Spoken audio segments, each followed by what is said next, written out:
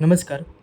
या व्हिडिओमध्ये आपण पाहणार आहोत की आपले एखाद्या कार्यक्रमाला किंवा आपल्या बिझनेस मीटिंग किंवा व्यवसाय कार्यालयाला किंवा ऑफिसेसला एखाद्या व्यक्तीने केल्यानंतर आपण तिथे जो एक क्यू आर कोड अशा प्रकारचा एक क्यू आर कोड आपण तिथे सेट करून ठेवू शकतो. तो क्यू आर कोड सेट करून ठेवल्यानंतर अशा प्रकारे एक क्यू आर कोड समजा आपण सेट करून ठेवला आणि म्हणजे चिटकवून ठेवला आणि तो क्यू आर कोड स्कॅन केल्यानंतर कशाप्रकारे लोकांकडून आपल्याला एक जो आपण कीवर्ड सेट केलेला आहे तो कीवर्ड येईल आणि तो कीवर्ड आल्यानंतर त्यांना ॲट अ रिप्लाय कशाप्रकारे नीडली ॲपच्या माध्यमातून जाऊ शकतो हे आपण इथे ह्या व्हिडिओच्या माध्यमातून पाहणार आहोत.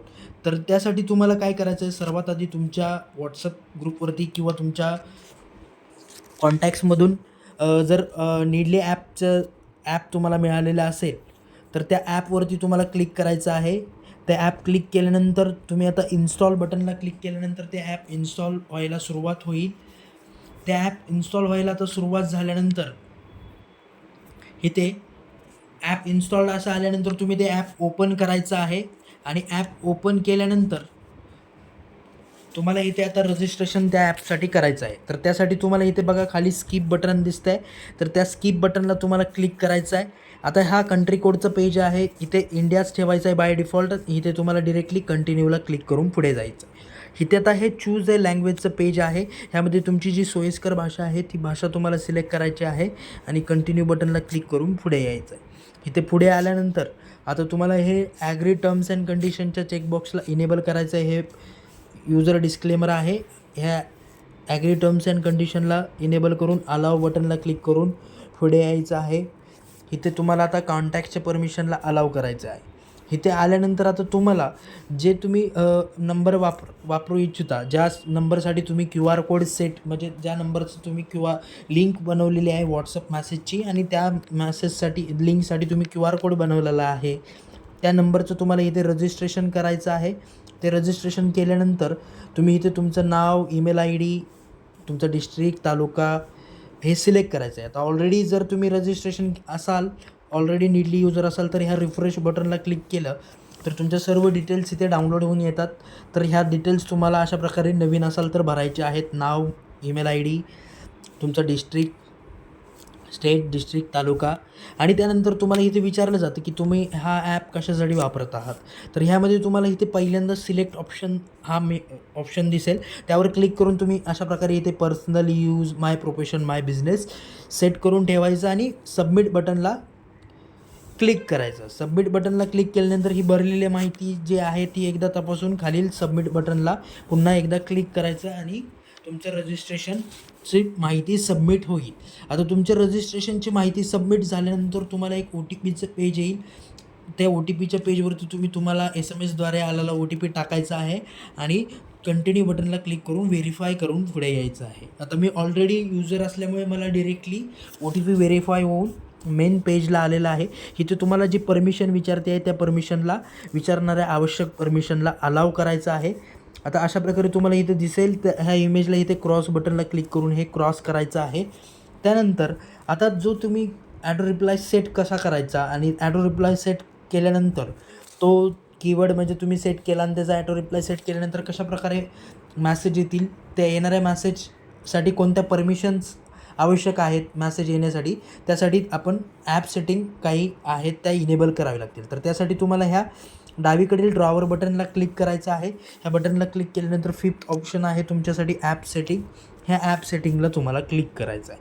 ह्या ॲप सेटिंगला क्लिक केल्यानंतर तुम्हाला डिस्प्ले ओव्हर अदर ॲप्समध्ये नीडलीसाठी अलाव करायचं आहे.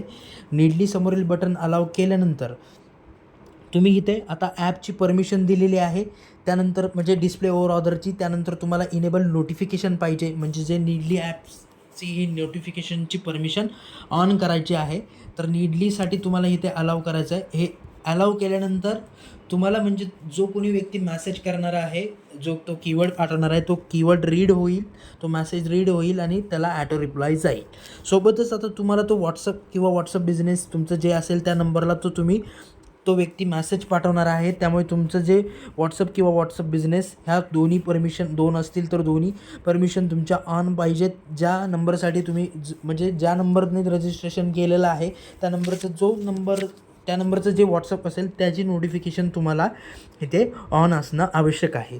ह्या 2 परमिशन्स म्हणजे इनेबल नोटिफिकेशन आणि व्हॉट्सअप नोटिफिकेशन ऑन झाल्यानंतर तुम्हाला बल्क मेसेजिंग वगैरेसाठी किंवा ॲटोमॅटिकली रिप्लाय जाण्यासाठी enable auto message service option on असणं आवश्यक आहे. तर इनेबल ॲटो मेसेज सर्व्हिसला क्लिक करायचं आहे. इथे ॲग्री टर्म्स अँड कंडिशनला क्लिक करायचं आहे आणि ह्या enable auto message service API बटनला क्लिक करून पुढे यायचं आहे.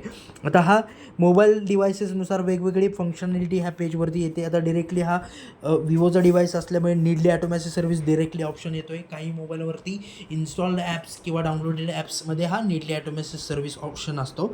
तर त्या ॲटो मेसेज सर्व्हिस ऑन करण्यासाठी इन्स्टॉल ॲप्स किंवा डाउनलोडेड ॲप्सला क्लिक करून पुन्हा नीडली ॲटो मेसेज सर्व्हिस तुम्हाला येते. या बटनला क्लिक करून अलाव करायची आहे. ह्यावरील एकच बटनला अलाव करायचं आहे. हे needy auto message service on झाली की अशा तऱ्हेने तुमच्या सर्व परमिशन्स ज्या आवश्यक आहेत त्या सर्व परमिशन्स तुमच्या ऑन झाल्यानंतर तुम्ही इथून बॅक यायचं आहे होम पेजला. इथे साईटला क्लिक करून तुम्हाला इथे बॅक यायचे आणि इथे बॅक आल्यानंतर तुम्हाला ह्या होम पेजला थोडं वरती स्क्रोल करायचे आहे आणि आवर अदर सर्व्हिसेस या मेनूमध्ये पहिला जो ऑप्शन आहे नीडली इंटिग्रेटेड फॉर्म्स ह्याला क्लिक करायचा आहे. नीडली इंटिग्रेटेड फॉर्म्सला क्लिक केल्यानंतर 2 नंबरचा जो ऑप्शन आहे नीडली रिपोर्ट ह्या ऑप्शनला तुम्हाला क्लिक करायचं आहे जेणेकरून आता तुम्ही कीवर्ड सेट करण्याच्या पेजला याल. नीडली रिपोर्टला क्लिक केल्यानंतर इथे बघू शकता ह्या पेजवरती तुम्हाला इथे आता जे व्यक्ती मॅसेज करतील आणि ज्यांना रिप्लाय जाईल त्यांचं अशा प्रकारे इथे तुम्हाला लिस्ट दिसेल. तर आता रिप्लाय कसा सेट करावा त्यासाठी तुम्हाला इथे उजवीकडे 3 डॉट आहेत त्याला क्लिक करायचं आहे. त्यातील 2 नंबरचा जो ऑप्शन आहे सेट रिप्लाय त्याला क्लिक करायचं आहे. सेट रिप्लायला क्लिक केल्यानंतर इथं तुमचा कीवर्ड जो आहे तो कीवर्ड तुम्हाला सेट करायचा आहे. जसं की आता हा कीवर्ड मी सेट केलेला आहे. कीवर्डमध्ये तुम्हाला स्पेस नको. हा कीवर्ड जो आम्ही तुम्हाला सेट करून देईल त्या कीवर्ड इथे तुम्हाला टाकायचा आहे आणि सेट रिप्लायमध्ये त्याचा जो रिस्पॉन्स आहे तो रिस्पॉन्स इथे तुम्हाला टाकायचा आहे. आता तो मॅसेज मी इथं पेस्ट केला जो मला रिप्लाय अपेक्षित आहे आणि त्यानंतर ह्या ओके बटनला मी क्लिक करेल. ह्या ओके बटनला क्लिक केलं की मी माझा ॲटो मेसेज म्हणजे जो रिप्लाय आहे तो रिप्लाय सेट होईल. हा रिप्लाय सेट झाल्यानंतर आता तुमचं जे नोटिफिकेशन ऑन पाहिजे मोबाईलचं पण आणि तुमचा मोबाईल सायलेंटवर नसला पाहिजे. आता मी माझ्या व्हॉट्सअपची स्क्रीन समोर घेतो. ह्या व्हॉट्सअपच्या स्क्रीनवरती आता एखाद्या व्यक्तीने मला समजा अशा प्रकारे ओम शांती मॅसेज पाठवला. तर ओम शांती हा मॅसेज पाठवल्यानंतर तुम्हाला आता आपण बघू शकता हा मॅसेज आलेला आहे आणि माझ्याकडून त्यांना एक ॲटो रिप्लाय गेलेला आहे थँक्स फॉर व्हिजिटिंग शिवानी दीदी प्रोग्राम. तर अशा प्रकारे तुम्ही ॲटो रिप्लाय सेट करू शकता आणि त्या समोरील व्यक्तीने हा मॅसेज पाठवल्यानंतर त्याला अशा प्रकारे तुम्ही सेट केलेला रिप्लाय जाईल. आता तो रिप्लाय जाईल तर तो रिप्लाय जाण्यासाठी तुम्हाला ज्या काही परमिशन्स होत्या त्या तुम्ही अलाव केलेल्या असतील आणि तुमचा मोबाईलचं नोटिफिकेशन्स ऑन असतील तर तुमचा जो कीवर्ड तुम्ही सेट केलेला आहे तो पाठवलेल्या कीवर्डला अशा प्रकारे रिप्लाय मॅसेज जातो. आता हा रिप्लाय गेल्यानंतर आपल्याला कोणी मॅसेज केलेला आहे हे पाहण्यासाठी तुम्हाला पुन्हा नीडली ॲपमध्ये यायचं आहे. नीडली ॲपमध्ये पुन्हा तुम्हाला इथे नीडली इंटिग्रेटेड फॉर्म्समध्ये नीडली रिपोर्टमध्ये तुम्हाला यायचं आहे. नीडली रिपोर्टमध्ये आल्यानंतर आपण बघू शकता अशा प्रकारे ज्या व्यक्तीने तुम्हाला मॅसेज केला आहे त्या व्यक्तीचे इथे एंट्री पडते आणि इथे तुम्हाला त्याची तारीख पण दिसते. आता इथे तुम्हाला इथे वेगवेगळे आता जे लोक मॅसेज करतील त्यांच्या एंट्रीज तुम्हाला इथे खाली पडतील. आता त्या पडलेल्या एंट्रीजचे तुम्हाला तुमच्या रेकॉर्डसाठी अटेंडन्स म्हणजे ते मार्क होण्यासाठी म्हणजेच ते रेकॉर्ड मेंटेन ठेवण्यासाठी तुम्हाला त्याची एक्सेल फाईल तुम्ही शेअर करू शकता. तर त्यासाठी ह्या 3 डॉटला तुम्हाला क्लिक करायचं आहे आणि ह्या 3 डॉटला तुम्ही क्लिक केलं की तुमचा पहिला ऑप्शन आहे जनरेट अँड शेअर CSV.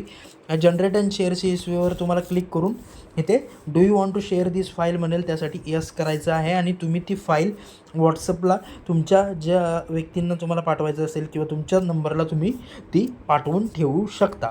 ती फाईल पाठवल्यानंतर सेंड करायची आहे. ती सेंड केलेली फाईल आता इथे दिसते. त्याला ओपन केल्यानंतर आपण बघू शकता इथे आपल्याला ते शीट ओपन केल्यानंतर इथे तुम्हाला त्या व्यक्तीचं आता माझ्याकडे हा नंबर सेव्ह असल्यामुळे मला त्याचं नाव दिसतं आहे ज्या नावाने नंबर सेव्ह आहे. जर अननोन असेल तर तिथे तुम्हाला त्या व्यक्तीचा नंबर दिसेल. त्यानंतर त्या व्यक्तीने तुम्हाला काय मॅसेज पाठवलेला आहे जर सोबतच ओम शांती ह्या कीवर्डसोबत जो पाठवला तो कीवर्डमध्ये दिसेल आणि कोणत्या तारखेला पाठवलं ते दिसेल. आता ओम शांतीसोबत जर एखाद्या व्यक्तीने दुसरा काही मेसेज पाठवला तर तो दुसरा मेसेज तुम्हाला इथे मॅसेज या ऑप्शनमध्ये दिसेल. तर जसं की आता मी पुन्हा एकदा पाठवतो. समजा आता आपण बघू शकता व्हॉट्सअपला मी आलेलो आहे. व्हॉट्सअपला आल्यानंतर इथे अशा प्रकारे आता त्या व्यक्तीने मला ओम शांती आणि खाली एक GHH अशा प्रकारे एक काही मॅसेज रँडम पाठवलेला आहे.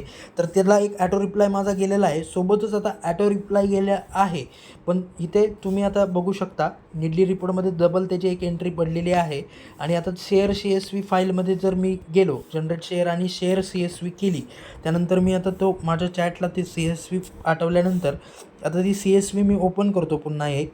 आणि त्यामध्ये आपण बघू शकता की इथे आता जो कीवर्ड सेट केलेला आहे तो कीवर्ड तर मला मिळालाच, पण सोबत मला त्याने कीवर्ड तर आलाच, पण सोबत त्या व्यक्तीने मला एक मॅसेज पण पाठवलेला होता कीवर्डच्या खाली एक्स्ट्रा. तो इथे मॅसेज या कॉलममध्ये तो कीवर्ड इथे मॅसेज तुम्हाला दिसेल. तर अशा प्रकारे तुम्ही त्याचे रेकॉर्ड मेंटेन करून ठेवू शकता आणि त्याची CSV जनरेट करून ती फाईल पाठवू शकता.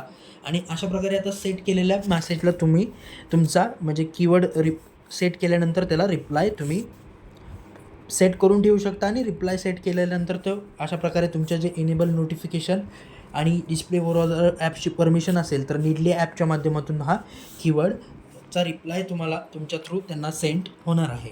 तर अशा प्रकारे तुम्ही निडली ॲपच्या माध्यमातून तुमच्या जे कार्यक्रमाला एखाद्या फंक्शन्सला किंवा तुमच्या बिझनेस ऑफिसेस किंवा कार्यालयाला जर एखाद्या व्यक्तीने व्हिजिट केली तर अशा प्रकारे तुमच्याकडून तुम्ही त्यांना ॲटो रिप्लाय सेट करून ठेवू शकता. आणि त्यांचे कोणत्या व्यक्तीने व्हिजिट केलेलं आहे त्याचं रेकॉर्ड पण तुम्ही मेंटेन ठेवू शकता. धन्यवाद.